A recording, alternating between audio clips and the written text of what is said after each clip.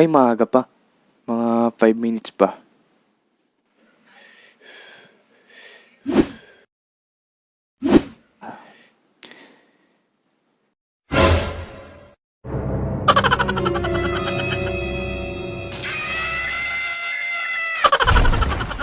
Siguro naman na-late ka na kahit isang beses sa buong buhay mo. Nung high school kasi ako, pag late ka, 3 lang ang kahantungan mo. Una, papapasukin ka na para bang hindi ka na late.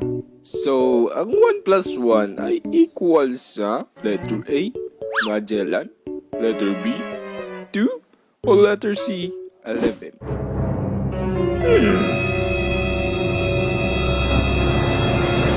So, ang tamang sagot ay Magellan. De, joke lang. Syempre, letter B. Pangalawa, yung papapasukin ka pero lalagyan ka ng record na late or absent ka sa class.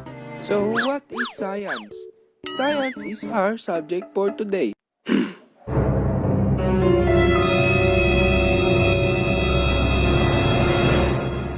Ito na ang tunay na it's time. Yawa. Mag-record ka doon, late. At pangatlo, yung ilalak ang pinto at paghihintayin ka sa labas hanggang matapos ang klase. Habang buhay, ako sa'yo'y naghihintay. Umaraw man umuulan, di sasablay. Actually, hindi talaga ako nalilate lagi lalo na sa mga unang araw ng pasukan. Bali, ang nangyayari kasi, first quarter, full attendance pa ako niyan at walang late. Second quarter, malilate lang ako pag sobrang traffic talaga. And third quarter, nalilate na ako ng gising niyan. Tapos pag fourth quarter, nalilate na ako ng gising plus tinatamad at sobrang traffic na. Hehe. At naalala ko lang din, nung grade 11 ako, may kaklase akong na late. Hindi nagpapapasok yung major namin pag late.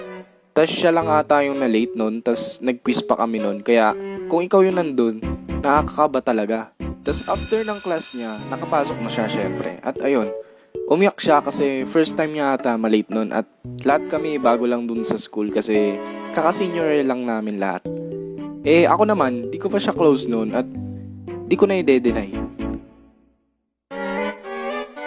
Kaya nung break time namin, naisipan kong bilan siya ng tubig at pagkain para naman gumaan-gaan yung loob niya. Ate, pabili. Ano yon? Kape po.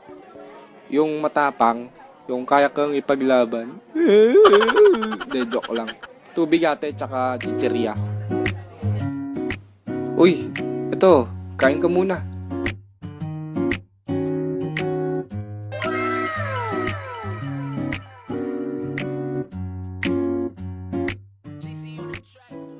Ano, ayaw mo ba? Gutom kasi ako, yakin na lang to. At pagtapos ng grade 11 na yon, ay ito, online class na. Ikaw ba? Nakakang ilang late ka? Kasi ML ng ML, nang di ka malate. Joke lang. At ayun ang late experience ko. Sana nagustuhan nyo tong animation ko.